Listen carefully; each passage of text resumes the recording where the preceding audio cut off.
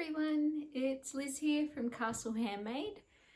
It's been 2 weeks since I first put up my first podcast episode on YouTube, and so here I am for episode 2. Thank you to anyone who watched the first episode, or if you're joining in for the first time here, welcome. My name's Liz. I live in Australia. I am mad about crochet. So this podcast is all about the things that I do relating to crochet. So it's things that I'm making, patterns I'm designing, classes I'm running, just anything to do with crochet. So welcome. You can find me on social media, on Facebook and on Instagram as Handmade. You can also find my designs over on Ravelry, and you would have found my YouTube channel here, Handmade. So again, welcome. Thank you to anyone who watched episode 1. Despite being extremely nervous and unsure about whether or not I was going to put it up for the world to see, I actually did it. And I've had a great response. It's been really lovely just reading some of the comments, people saying hello to me and saying that they really enjoyed it. So thanks, because your little bit of encouragement has helped me to decide that yes, I'm going to have a go at doing an episode 2. So yeah, thanks again. Now, it was really great to see that the people that are have been watching have come from all over the world, which is really nice. And a few locals to where I am as well here in Australia. So that's been great. Just to tell you a little bit about me, I'm, as I said, a crochet designer and also a crochet teacher. And as you can see, I'm sitting here in my studio surrounded by lots of different yarny goodies. Now, I'm a mum to 2 little boys, and I live here with my husband, my boys, and of course a few little pets as well. Now, I didn't say exactly where I'm located. So in Australia, Australia's a big place. So I'm located in New South Wales. I'm in a regional area known as the Southern Highlands. So we're midway between Sydney and Canberra. Yeah, so that's a little bit about me. And I'm going to try and relax a bit because I can already feel the nerves creeping up. So again, I have a hook in hand, so hopefully that will relax me, you know, just a little bit. And I have a cup of tea again with me. I made myself a big pot of tea, and this time have poured it into a nice big mug because I think I feel like that this afternoon. I'm drinking Earl Grey, if anyone's interested. So yeah, hopefully you've got a beverage in hand as well, and you're having a little drink and listening, and hopefully you've got a hook in hand and you're crocheting along as well. So maybe I'll start with maybe some finished items. How about that?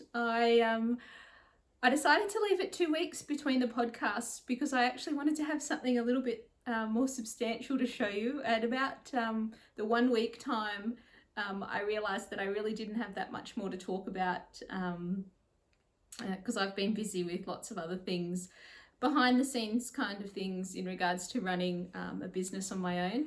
And you really don't need to hear about my bookwork and paperwork and things like that. It's just the crochet and yarn related things that you want to hear about. So 2 weeks seemed like a good time because I've got a few things that have been finished, a few new things started. Yeah, so let's get into it. First finished item. You might have seen this last episode. This was the Autumn Garden shawl cowl, and I've finally finished it. So if you remember from last episode, I was saying that it was using up a bit too much yarn and was a bit bigger than I wanted it to be. So I ended up cutting out some of the sections of the shawl and just altering it a little bit and moving it around, and so I finally finished it. Now, if you look really closely, you'll see that my tip of this triangular shawl didn't actually come to a point. I ran out of yarn. I just had a little bit more to go in that point, but I ran out, and I just didn't want to open a new ball of yarn just for a tiny little bit. And once it's on, you actually don't notice it anyway. So, I'll only put it on for a little bit because it's a really warm day here in Australia.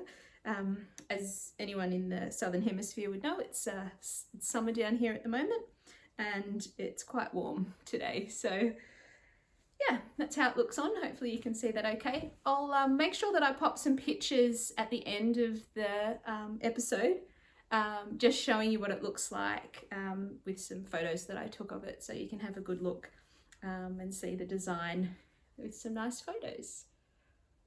Yeah, so this is a free pattern up on the blog called In the Garden, and I'll leave all the details below, links to where you can find the pattern, and then also links to the yarn that I used will be in that little drop down box below as well. So the yarn that I used, I spoke about this last time, so I'll just quickly tell you about it again. This is a Drover and Classy yarn. It's an Australian merino that's grown here. It's milled over in New Zealand, and then it's hand dyed here again, and hand dyed fairly locally to where I live. So this one's a really beautiful yarn to be using. For this shawl, I ended up using 200 grams altogether. So I used a 100 gram ball of just one solid color, and then I used 4 little 25 gram minis to add the little color details through. So 200 grams altogether for this one. And it's a really nice, light, soft, and it's really warm as well. So it'll be great to wear on the cooler days. So yeah, that's my first finished item for today's episode. And then I had a new project that I hadn't even started last time I spoke to you. And I have started and finished it within the 2 weeks. So this one's a nice little surprise, but unfortunately you don't get to see the process of me making it. So here we have a gorgeous little bunny toy. Hopefully that's focused and you can see that properly. But this little sweet Easter bunny was so much fun to make. This is a pattern by the amigurumi designer Lily Lease. I think that might be how you pronounce it, or something very close to that, Lily Lease. She's been a favourite crochet designer of mine for quite a while, and I've made several of her little amigurumi toys over the years, but I hadn't made this bunny before. So I'll tell you about the pattern now. I bought the pattern from her website, and the pattern's a 3-in-1 pattern. So it's actually called Amigurumi Cuties. So in that pattern you get the patterns for 3 different variations. You get the bunny, and then you also get the pattern that turns this main shape into a puppy or a teddy bear. So the main differences in them really are just the ears, and the teddy bear and the puppy I think both have a little muzzle on the face, but most of the other things are the same. Oh, and of course the tail's different as well. So yeah, it's a 3-in-1 pattern, which is really great. Gives you a bit of options, and once you've got one, you kind of want to make the others too. So I have a few of Lily Lease's amigurumi pattern books in my store. So she has this one here that's called Cuddly Amigurumi. There's also this one, which is Magical Amigurumi Toys. And I know she's got a couple of others out as well, but these ones are really lovely. I especially love these ones because they're hard-covered. They're hard-covered books, and they've got some beautiful toys in them. But like I said, this pattern here for the bunny was off her website. It's not out of these books. But if you're a person that prefers, you know, paper patterns that come in a book form, then this is a great designer to look out for. Now, the pattern was really easy to follow. The construction, you know, the method in which you construct it all made clear sense. So it was really well laid out. Really enjoyed using this pattern. As you can see, I've added a few little extra details on this guy in that I've popped in some fabric and hand stitched it in the ears and on the feet pads. I've also popped a little crochet flower up there on her ear. Now all these details, the instructions for them come within the pattern as well.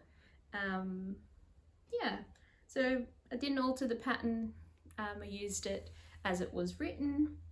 I chose to use wool for the main body of the bunny, just because I wanted it to have that little bit of a fuzzy look and a softer feel to touch. I love using cotton for toys as well, but for this little one I wanted it to be a little softer and fluffier, so I decided to use wool. I used just my standard 8-ply wool, which is Australian wool. I use the Estate 8-ply from Morris & Sons, and this colour is Latte. It's a really soft beigey colour, but it's got a little hint of pink in it, which is really sweet, I think. Yeah, and then I used some cotton to make the little flower on the top, just to give it a different look. Yeah, so very happy with how she's turned out. Yeah, what else do I need to tell you about that one? No, I don't think I need to say anything else. You might be wondering why I'm making an Easter bunny so early, considering that we're only in February. But this is going to be a workshop coming up in my March classes, so that people will have an Easter bunny by the time April gets here. So yeah, that's why she's a little prototype for my workshop that I'm hosting. So yeah, that was really nice to have a new item started and finished between podcasts. So hopefully you like the look of that one. Again, I'll leave the links to the pattern and the yarns below in case you want to look at any other details, and I'll pop up some pics at the end so that you can see her in her posed little form having a little photo shoot done. Yeah, so they're my 2 finished items, I think. And then I've got a couple of works in progress happening at the moment. Last episode I said to you that I wanted to start a little bear Lovey, a little baby toy. So I started that. I ended up decided to use the dark grey 8-ply cotton, and I decided to go with the brighter pink. I'm really happy with how they're looking together. So I've actually finished crocheting all the pieces, and I'm just I need to spend some time embroidering the face features and then starting to sew everything together. So I'll show you all the little pieces. I haven't woven in any ends or anything yet. So that's going to be the little Lovey, so the little blanket. And then on top of this is where the little bear head is going to sit. So I've got, like I said, I've got all the little pieces, but no features on them yet. So I've got the head, the little arms, some little ears that need to be stitched on as well. And then the pink is the little hat. Now that does look like a little gnome's hat or a little Santa hat, but once you, I think I need to stitch it down like this and put a little pom-pom on the end, and then that will be like a little sleeping hat. So the little bear will have little closed eyes for sleeping. So yeah, that one shouldn't take me too long to finish off now. So it was quite a quick make. Really liked working with the cotton, and it's got a really lovely feel. So I decided to go with the cotton because I know that the bub will end up putting it in its mouth, and I just think it's a little bit more baby friendly when you've got such a little bub and you want them to be holding that and playing with that. So yeah, it's got a nice little eyelet detail just on the edge. It's basically just a solid granny square, and then it's just got this around like the second last row, there's that little eyelet feature around the edge, and I've just done that in the white. Yeah, so I'm really happy with how that's coming along. So maybe I'll have that finished for next episode and you'll get to see that one. So that was a pattern by Tilly Some, which I ended up purchasing through Etsy. Again, I'll leave the links below and details about the cotton I'm using as well.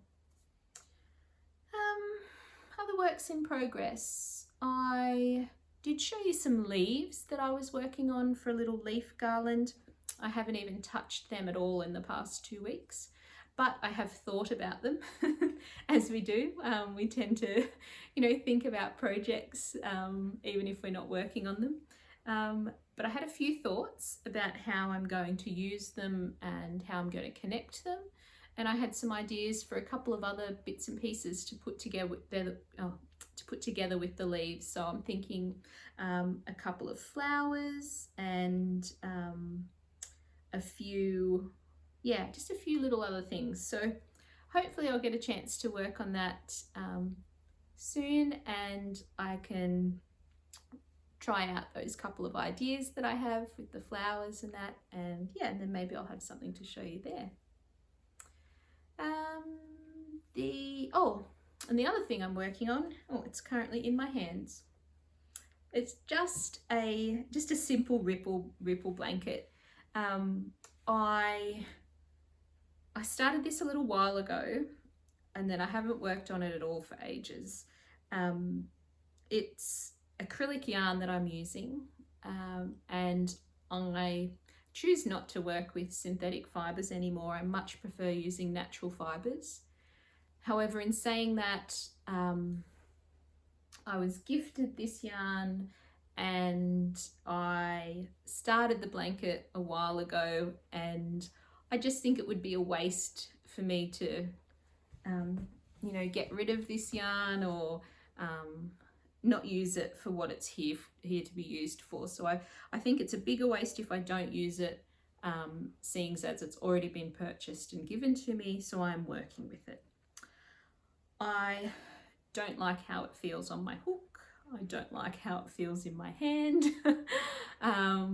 but I'm going to finish the blanket, and it's actually been a good little project for me just to pick up and take with me and work on. And because I've been working on the toys, and that a couple of them were at a point where I couldn't actually take them with me, and because I needed to sit down and I was up to the point of hand stitching them and that, and I hadn't started any new projects to just be working on. So I picked up the blanket again and have made a bit more progress on it, and so I'm hoping this motivates me to keep working on it and just finish it off. But the pattern I'm using is the Neat Ripple Blanket pattern by Lucy from Attic 24. It's one of my favorite ripple patterns. Really nice and simple. It's got a real gentle wave to it. I'm just doing it in random stripes. Oh, I think I was holding up the section that's got a nice big end there that needs weaving in. Anyway, that's the nature of crochet, isn't it? There's ends everywhere. But I'm just doing random stripes. So I'm doing a few rows, and then when I feel like it, I join a new color and work that for a few rows. It's just 3 main colors. So it's the cream color, a lighter gray, and a darker gray.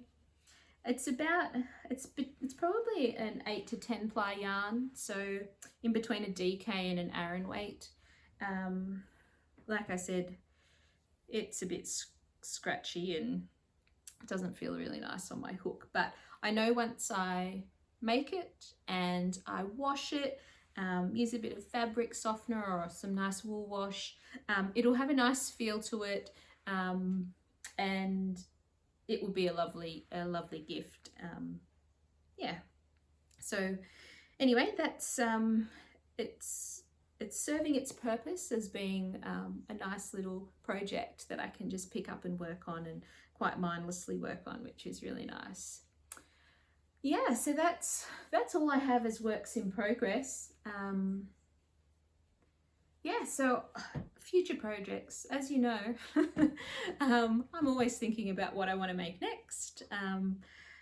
So I am going to be starting on some socks next. I was looking around at some different sock patterns, and then I remembered that probably about 4 years ago I purchased a group of patterns that were on sale through Ravelry, and one of them was a sock, and I thought, right, now's my chance then to make that sock.